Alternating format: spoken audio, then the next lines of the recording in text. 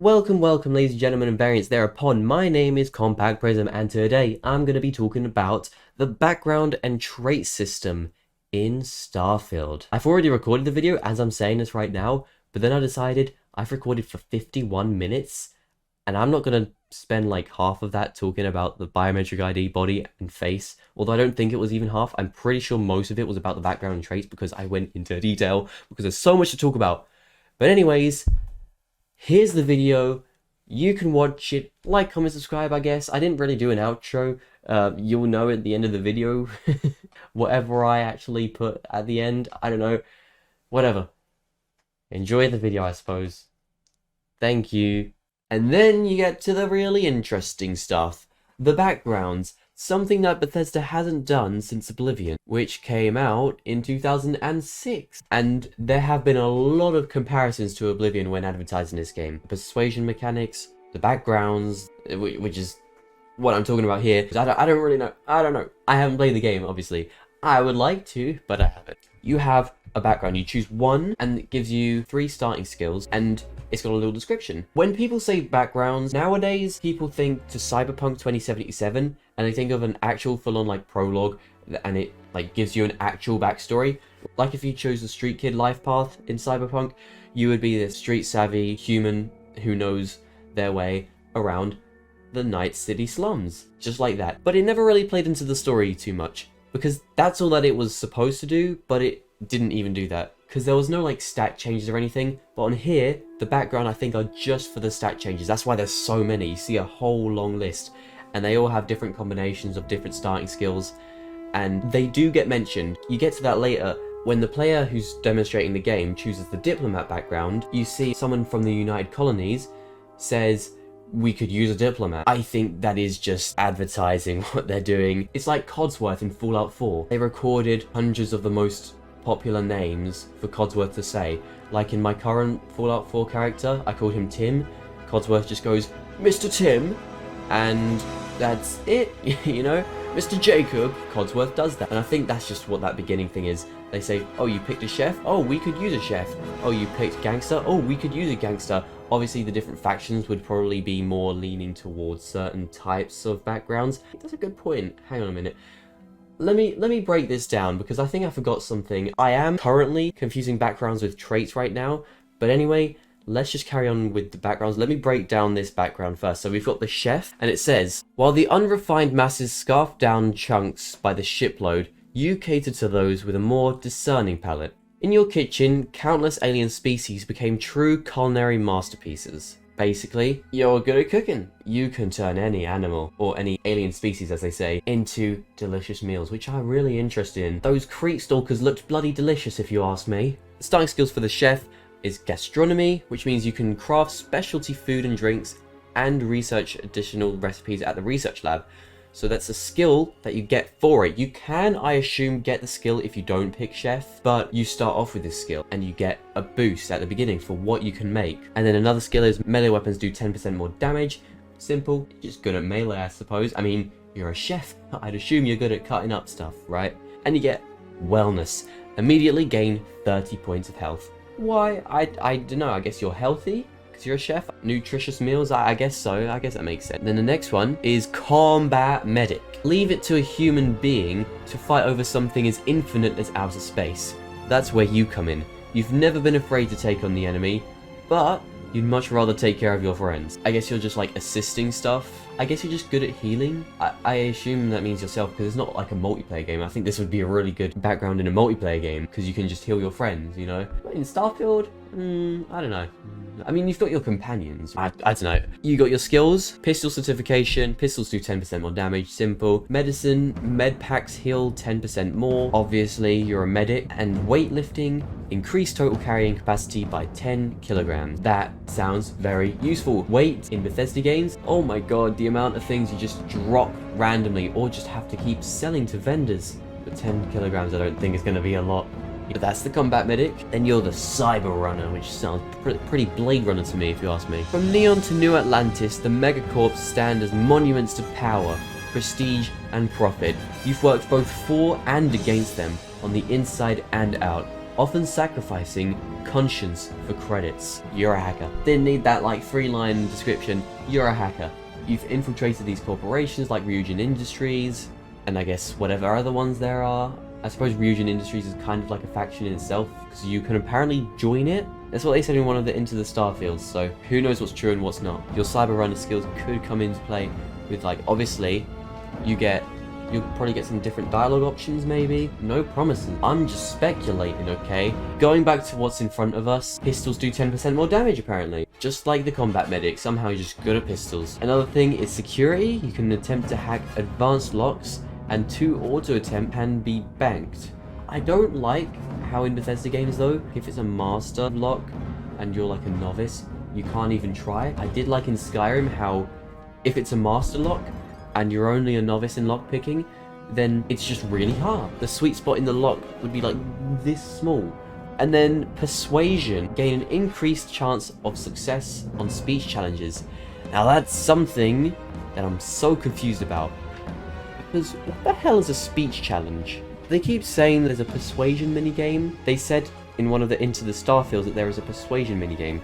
It's like you're having an actual conversation with the characters. I mean, obviously they're saying that for marketing, but they kept comparing it to Oblivion, which is weird because Oblivion had some really weird persuasion minigame that I did enjoy playing, but it's very immersion breaking. I just like playing it. But the latest game with persuasion was Fallout 4, and it was just, you have your charisma level, and that means that certain dialogue options will be like colored, yellow or red, depending on what your chances are of getting what you want out of that dialogue option. So like, if someone's trying to keep a secret, there would be like a question saying, what's your secret? It could be red, it could be yellow, depending on your charisma skill. So like that, you gain XP if the skill check checks out, but obviously it's just a skill check. Even if it fails, nothing really happens. But a speech challenge, I'm getting the same kind of vibe as Fallout 4. Persuasion minigame was just what they were advertising. Anyways, I spent way too long on Cyberrunner. Cyberneticist. Robots, mere toys. Neuroamps, good for parlor tricks. The colony war may have made implants and upgrades available to veterans, but you once saw a greater future. Humans and machines as one. Okay, so this is hinting towards cybernetic upgrades? What does that mean? What does that mean? Because I'm sure if we were getting cybernetic upgrades like you get in Cyberpunk, even if they were just very minor, we definitely would have seen something by now. If there are implants and upgrades available for people to get, why are they not available for the player? Why don't we see them on other characters? But let's just go through the skills. Medicine, we've gone through this before, medpacks heal 10% more. Robotics, you deal 10% more damage to robots and turrets. Pretty cool, but I would never do that to Vasco. Lasers, laser weapons do 10% more damage. Cyberneticist. And then you get your diplomat, which is the last one we see on the backgrounds list. The wars are over. Peace now reigns the settled systems, but only because there are those quietly fighting to keep it. Because of you, agreements were signed, words were heeded, and lives were spared. And this is weird. The way they say because of you, making it sound like the player's already important, selecting the I'm important button. It's a bit weird. Same for Cyberrunner. You've done all this crazy stuff before. It's weird. It's pretty weird.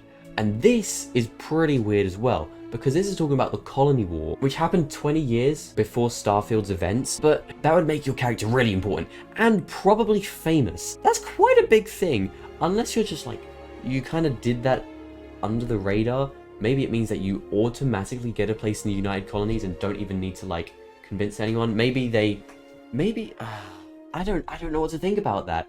You make of that what you will. I'm just kind of speculating. Let's just go through to the starting skills. You get your persuasion, diplomacy. You can force a target NPC at or below your level. Stop fighting for a while. I'm sorry. What? What does that mean? You're like shooting them and then you're like, stop. What? What does that even mean? And for how long? Because that's like, not just a skill, that's an ability. What? Ah, we've got to see this. Bargaining.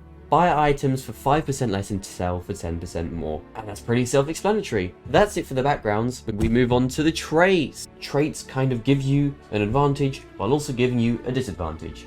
I would give an example, but what better example than to show you exactly what's in the game? We start off with introvert. You really need your time alone. You have more endurance when adventuring alone, but less when adventuring with other human companions. I assume extrovert is just the complete opposite. And obviously, you don't even have to choose traits, you can just play this as a regular person, but where's the fun in that? I'm definitely picking introvert, obviously. I'm only traveling with Vasco. Introvert is obviously self-explanatory, it's the most basic one, I think, and then you get kid stuff, which is the most interesting one, I think. Your parents are alive and well, and you can visit them at their home, but 10% of all the money you earned is deducted automatically and sent to them. Hello, we have parents in this game? Like, a whole mother and father? Because you chose this trait? Like, if you want parents in your game, you gotta pick kid stuff. I kinda wanna pick this just to see, like, what the parents would be like. It would just automatically be like, yep, you have parents, therefore your 10% of your money's going to them. Which is weird. Why? What happens if you go see your parents? That's what I want to know. What do they say? What can they do? Oh my god, it's crazy, it's crazy, it's crazy. Anyway, after kids stuff, you've got Neon Street Rap, which kind of seems like the street kid thing from Cyberpunk. You grow up on the mean streets of Neon. You gain access to special dialogue options and better rewards for some missions from Neon. Crime bounty by other factions is greatly increased, so you get good rewards if you take on missions from Neon, but it means that if you get a bounty on your head from any other faction, I think that also includes, because it says other factions, but what faction are we talking about here? What's the faction that isn't the other factions? Because I'm thinking the Crimson Raiders, but it doesn't say anything about Crimson Raiders. Although I assume, because United Colonies and Freestar Collective has their own traits, that the Crimson Raiders would... The Crimson Raiders? I'm talking about Borderlands here. How long have I been saying Crimson Raiders for? The Crimson Fleet hasn't got its own trait. So I assume this would be it, but it doesn't say Crimson Fleet. It just says Neon Street Rap. You gain access to special dialogue options. Kind of like the street kid life path in Cyberpunk. I know, I keep making Cyberpunk comparisons in this, but that is really what's happening. It's what Cyberpunk was supposed to be. It's what everyone thought it was going to be. Anyways, raised enlightened. Okay, we're getting into the weird little Jesus kind of stuff here. You grew up as a member of the Enlightened. You gain a significant discount at the organization store, but lose access to Sanctum Universum store. Can't be combined with any other religion trait. So, not only are there different factions, but there are other religions. Multiple religions, I think is what it's saying. Whatever that means. I feel like it could have something to do with the artifact that you're binding in the story. I don't really care about the story, I can't lie. I care more about this. This is really cool. But yeah, what is Sanctum Universum? Yeah, I think that's... Because that sounds like a really, like, you know, it's a Latin name. And you know, that space station that we saw in the 2018 teaser for Starfield, but that is where Sanctum Universum is, because if you zoom in right into the middle of that space station, which is really hard to see, but I saw a Reddit post, don't know how I missed it apparently, but saw a Reddit post where someone pointed out, middle of that, the architecture on that matches that of this library picture, this library concept art that I also haven't seen before. I don't know where that's been my whole life, but the library concept art, and that is the kind of place that would be called Sanctum Universum if you ask me. But then you get Raised Universal. You grew up as a member of the Sanctum Universum. You gain a significant discount at the church store, but lose access to the Enlightened store. So it's the opposite. I kind of hope for some of these things that they don't tell us. Like with the parents, I kind of hope they just don't tell us, but I really want to know where my parents are. Serpent's Embrace. You grew up worshipping the Great Serpent. Grav jumping provides temporary boost to health and endurance, but health and endurance are lowered if you don't continue jumping regularly. Like an addiction. The Great Serpent. I'm sorry? What? What is this, like some big space snake? What the hell is this? Okay, if I'm picking a religion, it's going to be the Great Serpent. Oh, but that means I have to be jumping all the time. And why the hell do you have to keep jumping? Maybe the game will explain that when you just join. You're like, yeah, we love jumping. We love jumping a bit too much here. We can't stop it. If we do, we might die. It's like that one Pokemon, Spoink. If it stops hopping, it will die. It's facts. It's what the Pokedex says. Spaced. Your body has become acclimated to space. Health and endurance are increased when in space, but decreased when on the surface. Can't be combined with terra firma. Terra firma, I assume, is just the complete opposite. This is pretty cool. You're in space, you're pretty cool, but when you're on the surface, nah. And I guess it's the same for terra firma. And then, starter home. You own a small house with a peaceful little moon, but it comes with a 50,000 credit mortgage with Galbank. Todd. I'm gonna have to be real with you here. Video games are supposed to be an escape from reality. Why are we paying mortgages? Okay, question over. I assume he answered that and I got that telepathically into my brain. Who knows how long that's going to take because we don't know what the Starfield economy is going to be like, so who knows? And I like the idea of starting off with a house. But a mortgage? Because what I'm getting from this is that in your outposts you can build places for people to live and they can like pay rent or pay a mortgage, I suppose, and you can just kind of make a passive income that way. Pretty cool, if you ask me. I'm done with all the traits now. But all of those traits looked so interesting. I want to pick all of them. All of them kind of give a background, except for things like introvert. It's just a personality trait, but the others are actual backgrounds more than they are traits, which I love. I'll have to wait and see. I can't wait. The traits, the background, it's my favorite part of what we've seen so far. Once I looked into it a bit more, it became my favorite part. Before then, it was probably the size of the game. I am really hopeful with the 1,000 planets and everything. Huge empty spaces, nothing going on, which I think is fine. Obviously, there will be some planets, like Jemison, that will have quite populated areas. Obviously, you go further away from New Atlantis, more open, empty spaces. Towards the center, towns, cities, all that. I'm not going to talk about this here. That would be a different video, and it will be called like why I think No Man's Skyrim is gonna be good. Is that all I wanted to talk about? Traits, backgrounds, best part about this game so far? Yeah, I think that'll be it. I'll stop talking before I go off on another rant about why I'm hyped for this game. I've been recording for 50 minutes. I should probably stop.